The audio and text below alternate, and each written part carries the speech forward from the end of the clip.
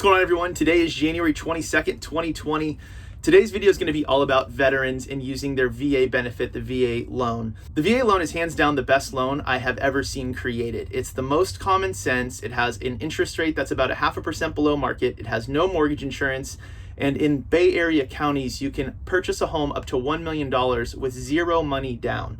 That's a huge deal. There's some other things from qualifying that make it easier to qualify for than conventional loans. But again, if you didn't serve, you don't get to use the benefit. So it's hands down the best mortgage program that I've seen created to help people buy homes. One thing I'm running into in the Bay Area is a lot of veterans think they cannot afford to buy a home in the Bay Area. Now, with conventional loan limits going up to $765,600 this year for conventional FHA loans in Bay Area counties, the VA made a huge change, and they are going above and beyond that. They've basically changed it to where you can buy a home up to $1 million with zero money down. No money down, no mortgage insurance, interest rate of 0.5% about below market. It's amazing. That's a huge change. There used to be this funky calculation we had to use to show you how much you had to put down if you exceeded the county loan limit. That's gone. And you can buy up to $1.5 million with 5% down. There is not a conventional program that will let you accomplish what you can accomplish with your VA loan. The guidelines are so much easier. Everything about it is easier. Now, it sounds like a lot. Geez, if I'm buying $1 million home with no money down, that's going to be a high payment. And sometimes it is. And that's where we have to find your comfort zone and figure out what your goals are and what you want to accomplish. So what I do is I use a tool to educate and illustrate with all of my clients the benefits of renting versus owning. So to show you, I'm going to use an example. I'm going to use a veteran that I'm working with right now. He lives in Walnut Creek in Contra Costa County. He's renting for about $4,000 a month, and he thinks he can't afford to buy a home here, when in reality, his rent would equate to about $1 million purchase price after you take into consideration the benefits that come along with home ownership compared to renting. So to show you how that works, instead of just telling you, I'm going to jump into the data and we'll take a peek at it, as I always like to do. So let's look at how this works. Okay, so what we're looking at now is a tool I use with every client, whether they're a veteran or not, to show them different ways of using mortgages, different benefits, different pros and cons. So what we're looking at here is renting versus owning. And what I did is I'm looking at 4 different price points, going from $700 to $800 to $900 to $1 million. Now, for this analysis, for this example, I'm using a rent payment of $3,500 just because I wanted to bring it down a little bit from that $4,000 mark. And if we look at the first option at a $700,000 purchase price, the total payment, including property taxes and insurance and the mortgage, all in is $3,826. Right out of the gate, you're like, well, my payment's going up $300. The number one thing you have to take into consideration is the tax benefit. You see, when you purchase a home, you get to write off certain things with the federal government and with the state government in California. Now, you should always talk to a tax advisor to see exactly what your tax benefit will be. I use this tool to give you a rough estimate, and I'd say it's a pretty accurate rough estimate. But there's 3 tax benefits, and I'm going to go over them real quick. And this applies to everyone, not just veterans. So with the federal government, you get to write off your mortgage interest up to a loan amount of $750,000. So if you have $1 million mortgage, you're getting a $750,000 mortgage interest deduction. The tax benefit, the property tax benefit with the federal government, for the most part in California, went away. And the reason for that is they changed the exemption for state and local tax exemptions to be a maximum of $10,000. Well, if you make $100,000 a year in California, California is going to tax you 10% of that, which is $10,000.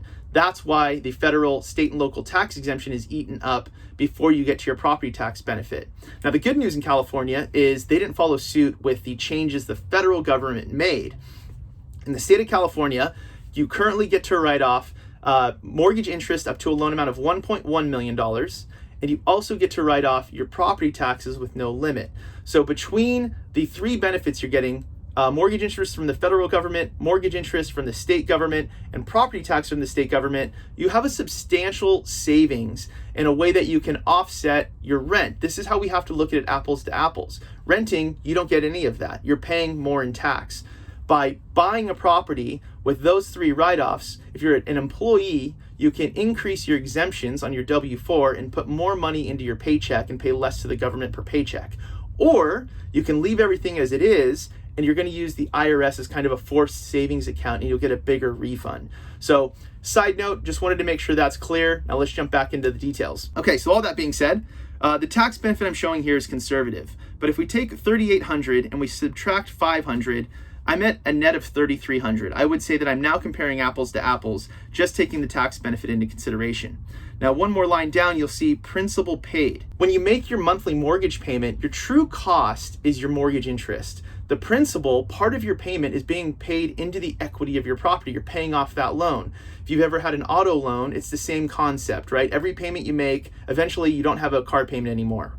Same idea here. It's 30 years versus 5 years, but same concept. But you have to remember, you're paying part of your payment back to yourself, where with rent, it's all going to your landlord. So if we take into consideration the tax benefit plus the fact that you're paying principal back to yourself to the equity of the property, your net monthly payment's $2,100 compared to renting for $3,500.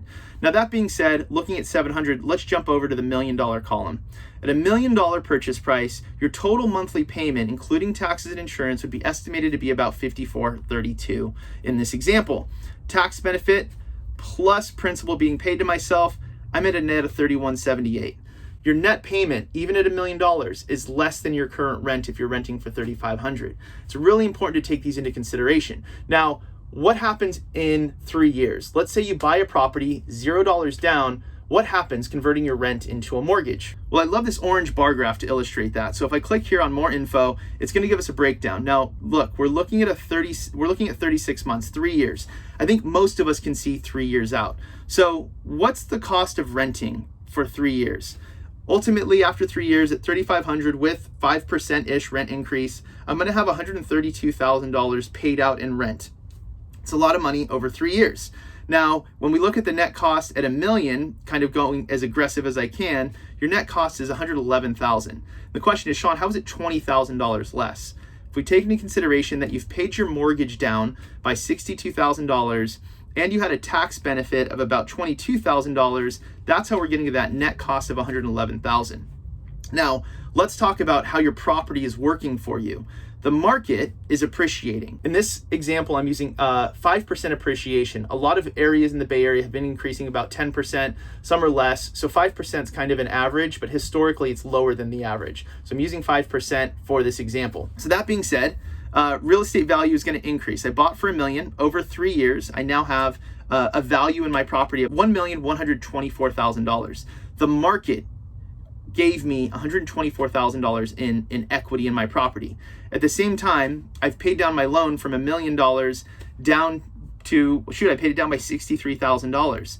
Between those two things, $0 down, I have a net equity in my property of $187,000. All I did was convert my rent into a mortgage. I made my payments every month on time. The market did what it did. It got me 5% appreciation.